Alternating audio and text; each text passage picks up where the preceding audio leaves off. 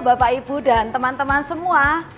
Hari ini saya mau bicara tentang apa itu SPLB atau Seminar Penyembuhan Luka Batin. Banyak yang bertanya pada saya, apa sih itu Seminar Penyembuhan Luka Batin? Nah, Seminar Penyembuhan Luka Batin adalah sebuah seminar yang akan mengajak kita semua, mengajak Anda semua untuk menemukan luka-luka dalam diri kita, entah itu luka batin, entah itu luka pikir, entah itu luka jiwa atau luka fisik, dan membiarkan Allah bekerja di dalam kita, menyembuhkan kita supaya kita jadi pribadi yang lebih happy, lebih gembira, dan tentunya lebih sehat. Pribadi yang lebih sehat itu tentu juga sangat baik untuk lingkungan di sekitar kita, untuk keluarga kita terutama. Nah, kalau kita ikut penyembuhan luka batin, apa sih yang kita dapatkan? Tentu saja yang pertama, Anda akan diajari, dibimbing untuk mendiagnosa luka Anda sendiri. Anda akan dikasih tahu dulu luka itu ada apa saja ya, dan penyebabnya apa. Nah, lalu kemudian Anda akan diajari juga untuk mendiagnosa diri sendiri. Jadi supaya juga Anda tahu, melihat sendiri, memeriksa sendiri ada luka apa di dalam diri saya. Nah, setelah itu nanti Anda akan diajak berproses melalui berbagai sesi yang akan membawa Anda pada pengalaman bersama Tuhan dan membiarkan Tuhan menyembuhkan luka-luka yang Anda alami. Nah, sebentar lagi saya akan mengajak seorang teman saya ke sini ya. Beliau adalah narasumber untuk seminar penyembuhan luka batin, dan beliau itu sudah mengalami pemulihan yang luar biasa dari penyembuhan luka batin. Ya. Sekarang saya undang teman saya untuk hadir di sini dan ngobrol sedikit apa yang beliau rasakan, apa yang beliau dapat di seminar penyembuhan luka batin. Halo Pak Budi, terima kasih ya sudah hadir di sini bersama kami.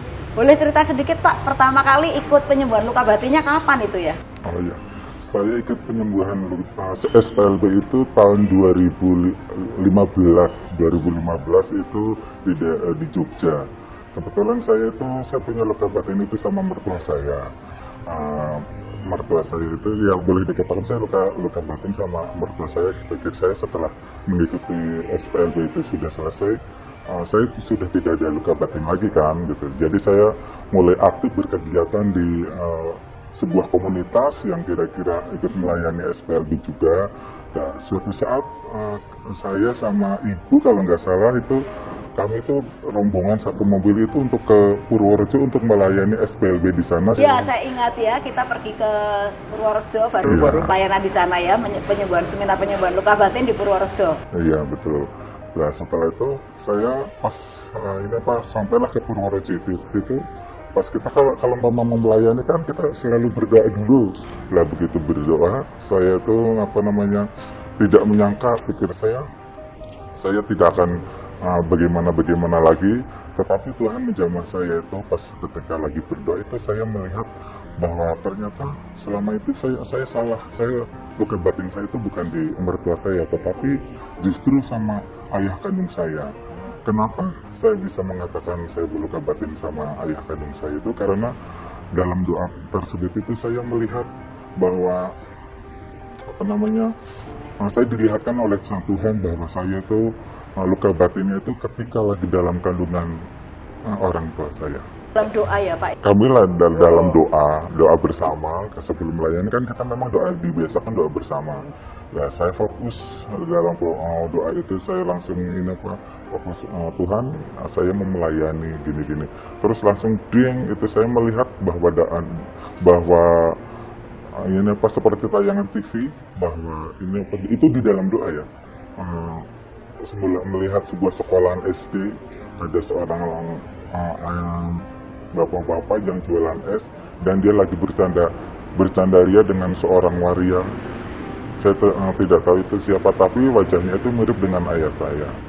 Nah, di lain ini juga ibu saya itu bertengkar hebat sama ibu saya. Saya juga melihat bahwa ibu saya itu meminum sebuah cairan berwarna kuning sambil memukul perutnya sambil berteriak, saya tidak menginginkan anak ini. Oh, ibunya sedang hamil ya? Waktu itu hamil saya anak yang keempat. Nah, terus akhirnya sambil memukul-mukul perutnya itu, yang tidak cukup dengan cairan kuning, cairan hitam pun diminum, tetapi itu saya tidak tahu, kemungkinan itu hanya cairan pengguguran kandungan. Ya, terus saya juga berpikir mungkin ini luka saya itu di sini.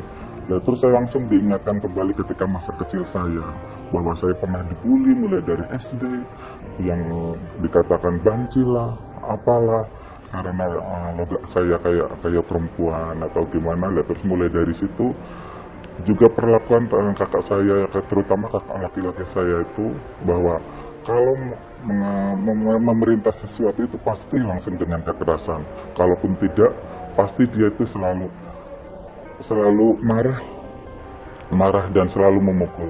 Pernah ingat satu kejadian bahwa saya pernah itu kepala saya itu dibenturkan terhadap ke pohon jambu sampai kepala saya benjol segede telur, dan telinga saya juga mengeluarkan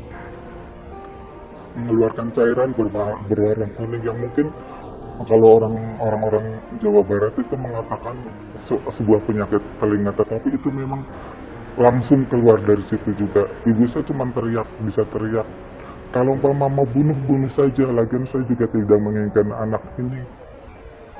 Saya baru sadar, ternyata segitunya aku tidak diharapkan sama orang tua saya. Saya juga berusaha, setelah tahu itu saya berusaha untuk bunuh diri dengan menabrakkan diri ke kereta, tetapi ada yang menyelamatkan.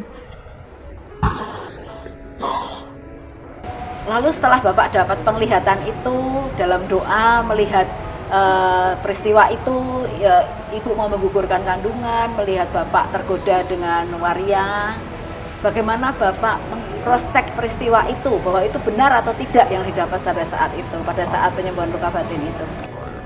Saya setelah mengalami penglihatan itu, saya juga bertanya dalam hati, betul apa tidak? Nah, terus saya cross-check ke tante saya. Kebetulan kedua orang tua saya kan sudah meninggal, jadi mau nggak mau saya harus cari tentang kebenaran itu.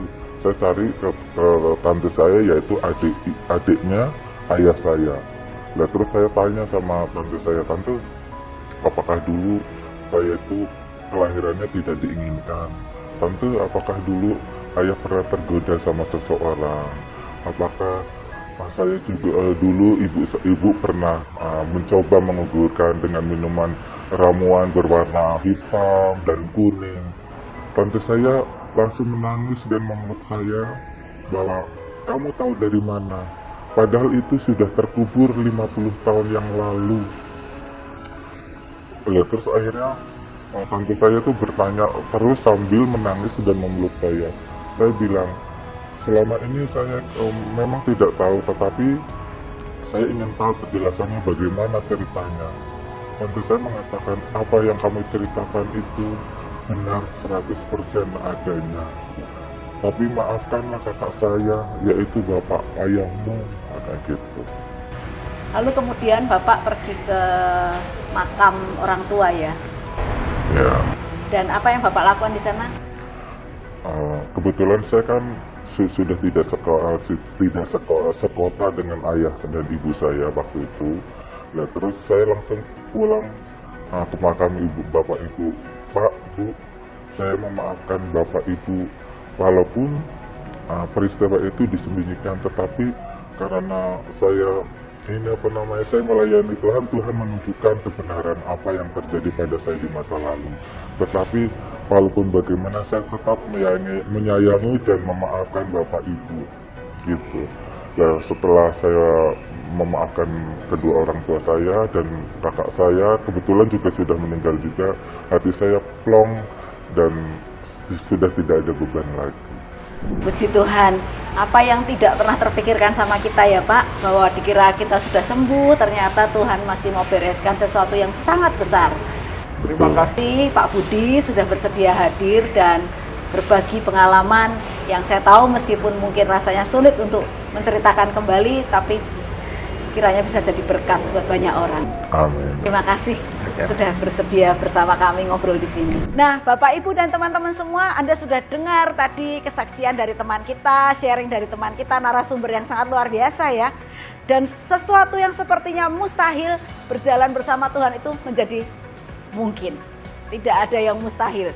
Bahkan luka yang sangat tersembunyi pun bisa tersembuhkan bersama Tuhan. Maka jangan ragu lagi, kalau ada seminar penyembuhan luka batin, mari ikut.